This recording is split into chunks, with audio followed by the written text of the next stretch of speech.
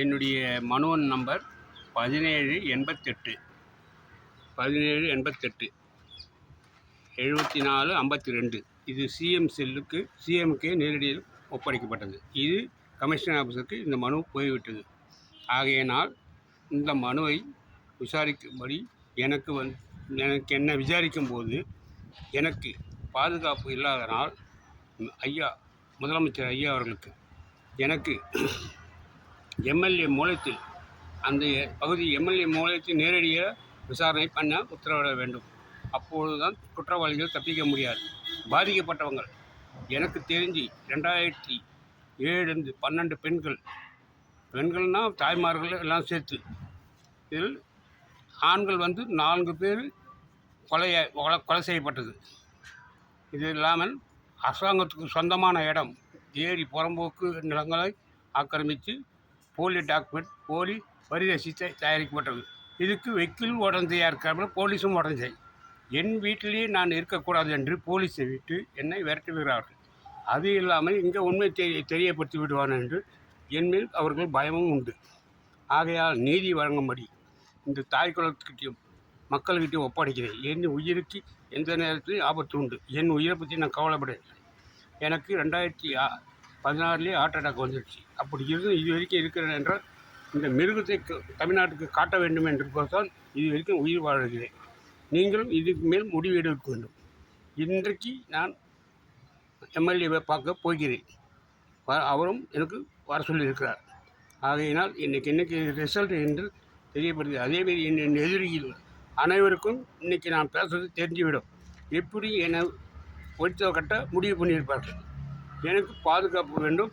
நான் உயிரோடு இருந்தாலும் குற்றவாளி அடையாளம் காட்ட முடியும். ஆகையினால் அவர்கள் தப்பிக்கக்கூடாது. 5 வருஷமாக தப்பிச்சாங்க முதலமைச்சர். இதில் உள்ளவர்கள் அனைவரும் திமுகவில் சேர்ந்தவங்க. போலீஸ்காரனும் திமுககாரன், வக்கீலும் திமுககாரன், இந்த கொலையாளியும் மக்களை பொம்பளைங்க மிரட்டவனும் அவனும் திமுககாரன்றதுனால என்னால் எதுவும் செய்ய முடியவில்லை. நான் அண்ணா திமுககாரன். அதையும் சொல்கிறேன்.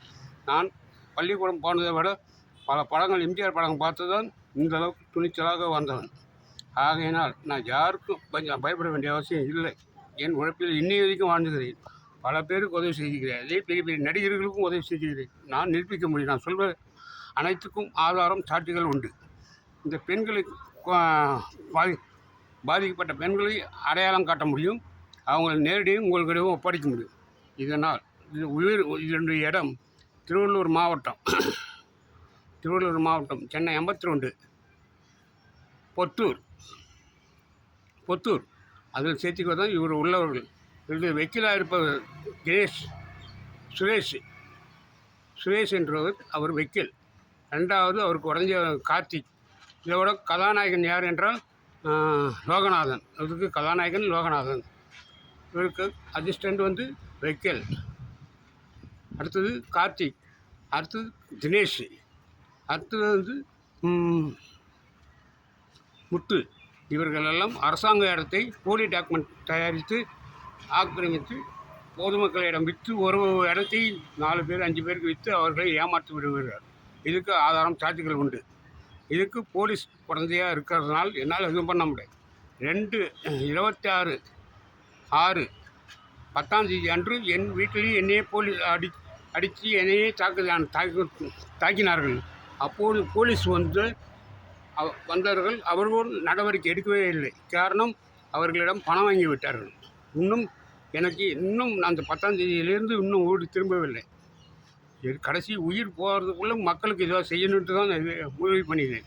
ஆகையானால் முதலமைச்சர் ஐயா முன்னால் இருந்த முதலமைச்சருக்கு மனு அனுப்பிச்சு தோல்வியில் அடைஞ்சேன்.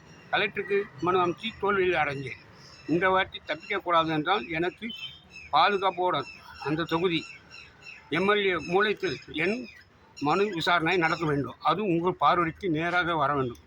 இது பொதுமக்களிடம் இவர்கள் குற்றவாளியை நான் ஒப்படைக்க வேண்டும். அதுக்கப்புறம் என் உயிர் போதை பற்றி எனக்கு கவலைப்படவில்லை. இப்போதைக்கு பறந்தான். இது தமிழ்நாட்டு மக்கள் பெண்களுக்கு நான் செய்கிறேன். ஆனால் இதை 16 வயசு 30 வயசுக்குள்ள பெண்கள் 2 பெண்கள் கணவனையும் இழந்து பிள்ளைங்களையும் பிரிஞ்சு தலைமறைவாக இருக்கிற காரணத்தை அவங்க அடையாளம் காட்டுகிறேன். இதுக்கு நீங்கள் உதவி செய்ய வேண்டும். நீங்கள் எனக்கு முடிவு என் உயிருக்கு பயந்து நான் உங்களுக்கு சொல்லவில்லை. இது நேரடி விசாரணையிலும் உங்களுக்கு தெரியப்படுவேன், மக்களுக்கும் தெரியப்படுத்தணும். இதுதான் என் வேண்டுகோள். வச்சிடுறேன். பரந்தாமன்.